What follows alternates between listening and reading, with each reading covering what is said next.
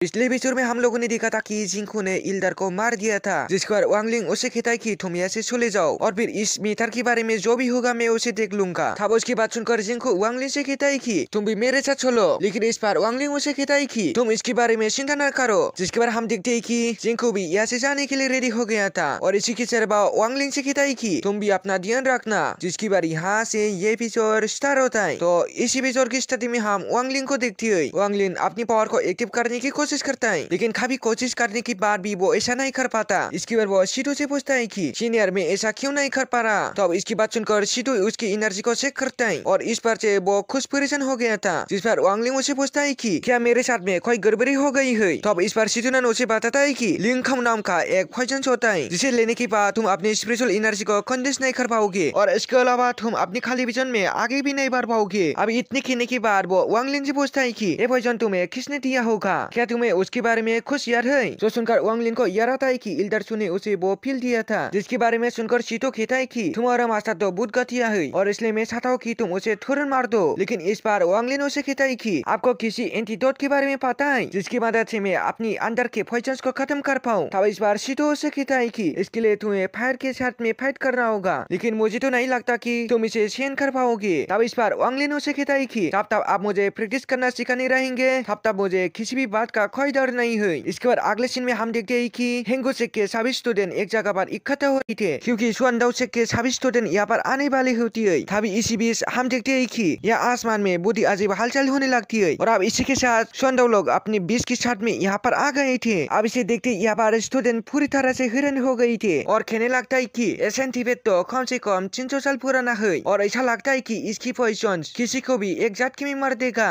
तब इसके बारे में जानकर वांगलिंग कहता है कि ये तो सही समय पर यहाँ पर आ गया, क्योंकि असल में वो इसका पॉइजन का इस्तेमाल करके अपने अंदर की पॉइजन को खत्म करना चाहता है। अब इसी के साथ हम देखते हैं कि सुअंदाओ सेक के लोग यहाँ पर आने लगे थे, जिसके साथ में एक बॉडी ब्यूटीफुल डिसेबल भी होती है, जिसके सारे पावर के सामने वो सभी खुश नहीं कर पाते और इसमें से बहुत सारे लोग इसके ब्यूटी की तरफ अट्रैक्ट होने लगे थे। तब एक देखकर मास्टर अपनी पावर का यूज करके इन सभी को बाहर लेके आती है। इसकी बार वो लड़की कहने लगती है कि मेरा जन्म वाटर स्पिरिट रूट के साथ में हुआ था, इसलिए जिसके पास भी फर्स्ट लेवल का कंडेंसेशन होता है वो मेरे सारे पावर को नहीं रोक पाता।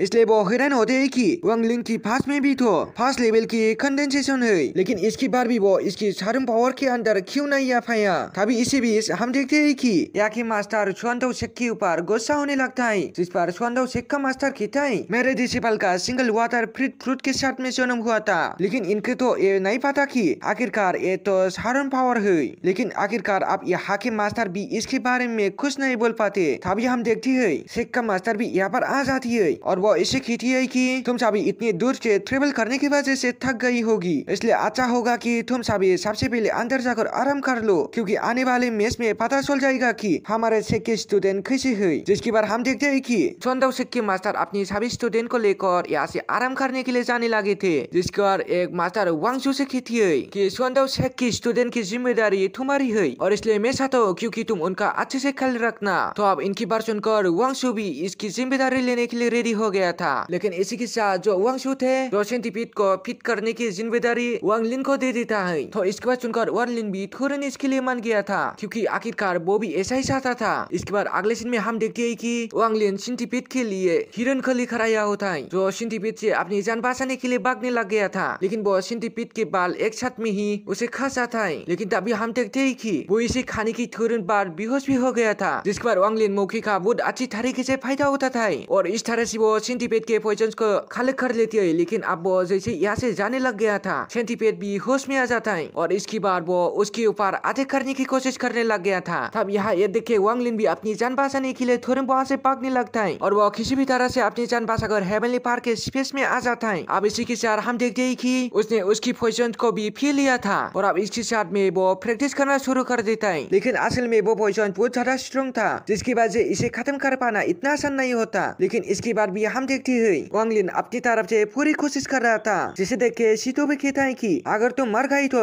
फिर उसके बाद मुझे यहाँ पर सैकड़ों सालों तक इंतजार करना होगा। लेकिन इस बार वांगलिन उसे कहता कि सीनियर अब इसके बारे में चिंता न कीजिए, क्योंकि मैं आपको किसी न किसी तरीके से यहाँ से बाहर जरूर निकालूंगा। इसके बाद हम देखते हैं कि वांगलिन फिर से इसकी बताई हुई तरीके से प्रैक्टिस करने लग गया था और अभी वो खुशी देर प्रैक्टिस करने की वजह से सेकंड लेवल में पहुंच जाता है, लेकिन असल में यहाँ पर इसके साथ में एक अजीब सा इंसिडेंट हो जाता है और हम देखते हैं कि वो कॉन्डेंस लेवल के लेवल 14 में आ गया होता है। जिसके बाद हम देखते हैं कि इस बात से खुद शीतू भी पूरी तरह से हैरान होता है। इस बार वांग लिन उससे पूछता है कि आखिरकार अचानक में लेवल 14 में कैसे आ गया। तब इस बार शीतू ने उसे कहता है कि शायद कोई इंसिडेंट है, लेकिन तभी हम देखते हैं कि संदो से की स्टूडेंट यहाँ पर इसे खुश नहीं होती है। जिसे देख के वांग लिन उससे पूछता है आखिरकार बात क्या है। तब इस बार इनमें से एक स्टूडेंट कहता है कि हमारा भी डिप्रेस हो गया और इसलिए उसके साथ में जरूर ही तुमने कुछ किया होगा। तब इस बार वांग लिन कहता है कि मैंने तो जब उसे देखा था वो पूरी तरीके से ठीक था, लेकिन अचानक से उसे क्या हो गया। तभी हम देखते हैं कि इनमें से एक स्टूडेंट इसके ऊपर अटैक करने के लिए आ जाता है, लेकिन एल्डर शू ने इनको इस अटैक से बचा लिया था। जिसे देखकर बाकी सारे स्टूडेंट भी इनके साथ फायर करने के लिए रेडी हो गए थे। तब यहाँ ये देख के एल्डर शू कहता है कि अभी तो एक्सीलेंस मैच भी शुरू नहीं हुआ है, लेकिन क्या अभी से तुमने दूसरों लोगों को हार करना शुरू कर दिया है। तब इसकी बात सुनकर जुपेंग अपनी साथियों को लेकर यहाँ से जाने लगा था, लेकिन इसी के साथ वो वांग लिन से कहता है कि मैं मैच में तुम्हें देख लूंगा। इसके बाद अगले सीन में हम देखते हैं कि वांग लिन एल्डर शू को थैंक यू बोलने के लिए आया होता है। जब एल्डर उसे पूछता है कि तुम अभी भी अपनी एनर्जी को कंटेंट क्यों कर रही हो, और इसके अलावा तुम तो कभी कभी पूरे दिन भी गायब रहती हो। फिर हमें पता चलता है कि शीतू असल में इसे अपने खाली विजन को हाइड करने के बारे में सिखा दिया था, क्योंकि वो जानता था कि अगर इसके बारे में बाकी लोगों को पता चला तो इसके ऊपर बहुत सारे खतरे आ सकती है। इसके बाद वो एल्डर शू से कहती है कि मेरे पास में तो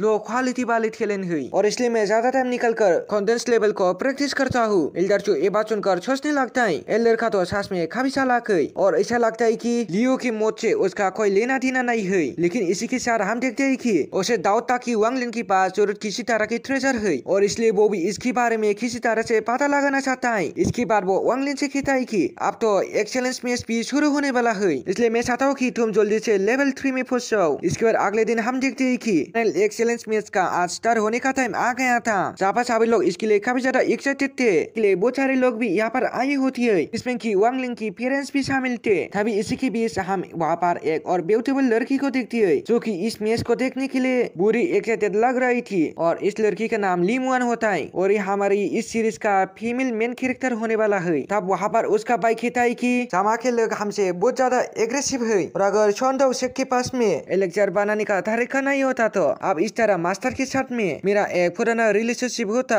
और अगर उन लोगों ने थेलेबट और एक एक्टिवेट नहीं किया होता तो उसको फिर हमें यहाँ पर नहीं आ पाते। तभी इस पर उसकी सिस्टर कहती है यहाँ के ज्यादातर मास्टर तो किलिंग को प्रैक्टिस करती है, लेकिन असल में मेरे जैसा यहाँ पर ऐसे बहुत कम लोग है जो कि एल्केमिस्ट है, जो फिल बनाना, वेपन्स रिपेयर करना और इसके अलावा बहुत सारे चीजों के बारे में भी जानती है। तभी इसी बीच हम देखते हैं कि शेख लीडर भी इस मैच को स्टार्ट करने के लिए यहाँ पर आ गए थे, जो सभी से कहते कि जो भी शेख का स्टूडेंट लास्ट तक यहाँ पर बना रहेगा उस शेख को इस मैच का विनर बना जाएगा। इसके बाद हम देखते हैं कि वन को शेख की तरफ से सबसे पहले एक वन इन के साथ फाइट करने के लिए आता है, जिसके पास में मिडिल ग्रेड का लोटस होता है। और अब इसे देख के स्वंडो शेख की तरफ से भी जूटेंग इसका मुकाबला करने के लिए आ गया था, और वो रिंग में आते ही तुरंत उसके ऊपर अटैक करना भी शुरू कर देता है। वांग भी अपनी स्कोर पावर का इस्तेमाल करके इसके स्नेक अटैक को रोकने लगा था, लेकिन असल में वो अपनी अटैक से उसका खुश भी नहीं कर पाता। जिसकी बार हम देखते हैं कि जूटेंग उसके ऊपर अटैक करके इसे जख्मी कर देता है, और इस तरह से